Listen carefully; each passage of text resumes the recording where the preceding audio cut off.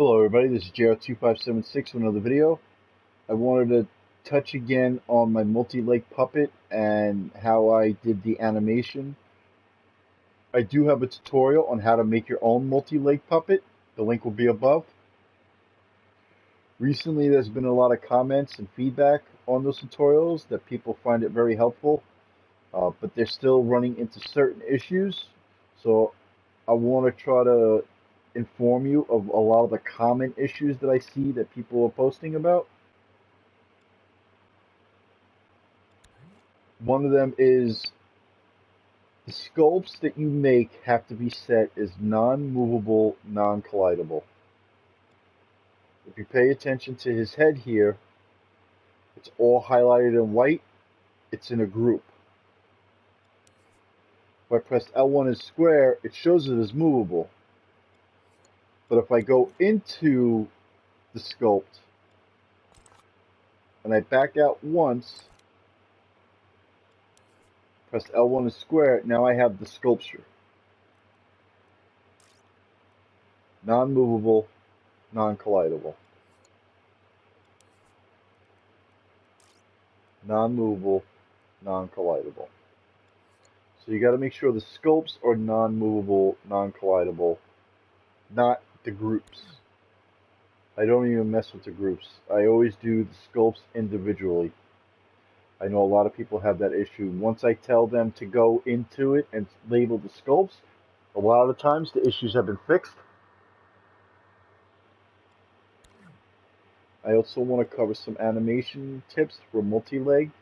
I do have a tutorial with a couple tips on how I've done some like shortcuts or helpful hints on animating.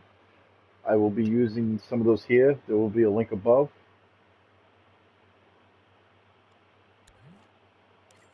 So I'm going to go into my puppet. I deleted all the animations except for these two that I did real quick just for this video purpose. But what I do is I grab a timeline, open the timeline, pin it, put a keyframe. Now when I go to animate it, I always use precise move. So if I want to have the tail curve forward to attack the ground, I just hold L2 and move on the analog stick, and it tilts it and it gives you degrees. So I can do, say, 15 degrees. So if I do 15 degrees here, I'm going to set the blend. And then what I like to do is clone it.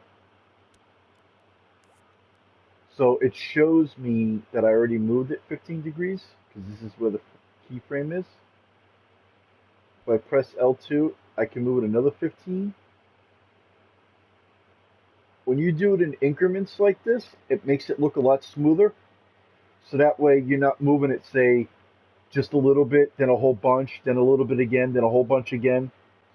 If you do it all in similar movements, it will look a lot smoother.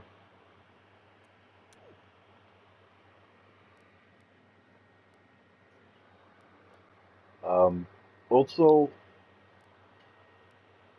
because I use L2, go back to the first keyframe here. Since all these pieces are set as non-movable, they don't move unless you animate them. So if this is animated, this part is here is animated with the green lines, and it moves, these pieces technically don't know that they're supposed to move. A lot of the times it will appear that they move, but it's more of like a compound animation issue. You might not notice it right away, but then eventually it happens, or sometimes it happens right away. It all depends on how much of an animation you're doing.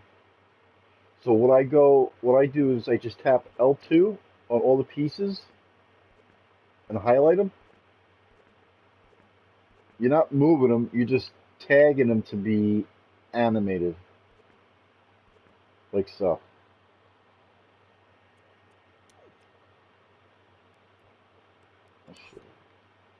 So I made this one earlier. And if you look at them, see, it's all green. All green. The next one's all green. Green. Green. See? They're all highlighted green so they all know they're working together. So when I play it, that's what he does. So I have that wired up to my square button, and I have the timeline set to play once. So when you go, I'll show you. Right. Press square, it does the animation.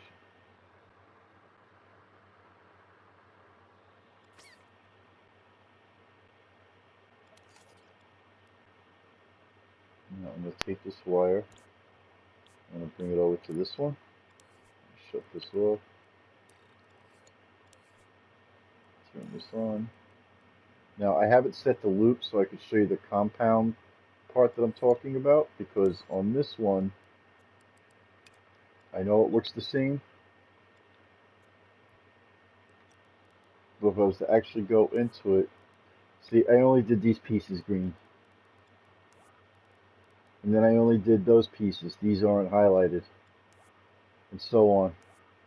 See, I left some pieces unanimated. But when I play it,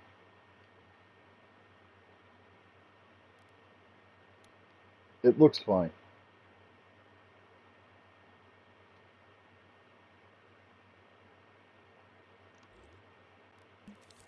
But when you go into play mode,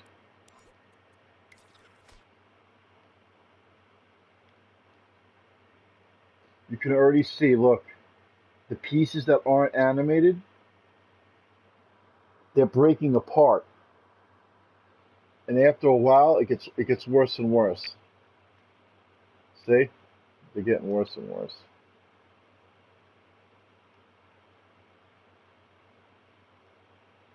See what I mean? It's because the other pieces didn't know that they had to move, and because they're connected, it gets all broken. That's why I highly recommend that you animate all the connecting pieces. It only works on pieces like this, like the tail. On the legs, you don't necessarily always have to do that. I've done it where I could just move these parts and not move this part, and it'll still be fine. But when it's multiple pieces like this, you have to animate them all.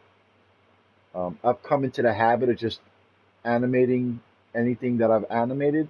So like from this point on, whenever I animate, if I was to animate this part, I would just tap it with the L2 just to animate it. So that way it knows because this is moving when this is moving. If this part here isn't moving, then I wouldn't have to tag that at all. I just do the parts that are moving. Also, I wanted to show when you're doing animation.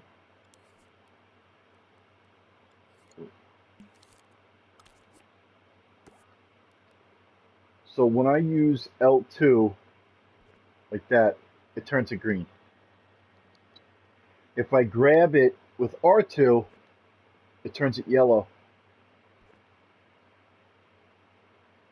For whatever reason, yellow really screws up your animation 99% of the time.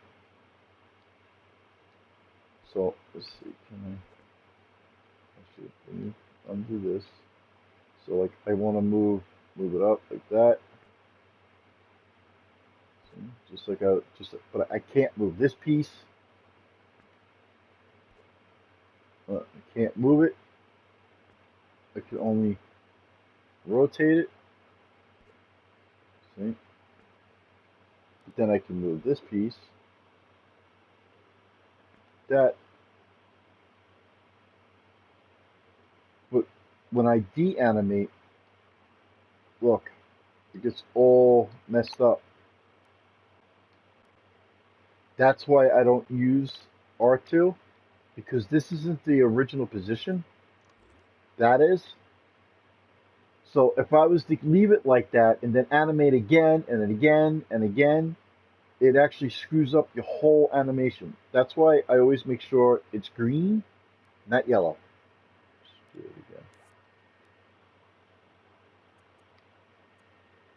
So yeah, make it green, not yellow. Make it yellow, everything gets screwed up.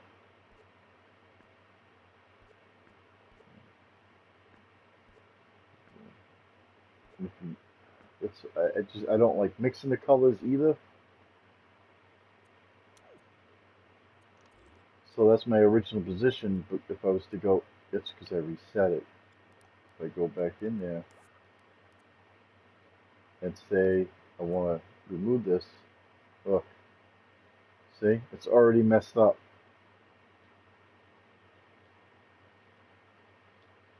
Even if I deanimate everything, it's still, that's not how it is. That's why I don't ever use R2 to animate. I always use L2. Since everything is on either a bolt or a joint or something like that, you can always rotate it. And that's what I do like that. Everything can be rotated. I think that's pretty much it. I hope those help you guys with some of those issues that you had. If I continue to see more issues or if there's more questions, I will do my best to try to help you guys out and give you some more pointers. Thanks for watching.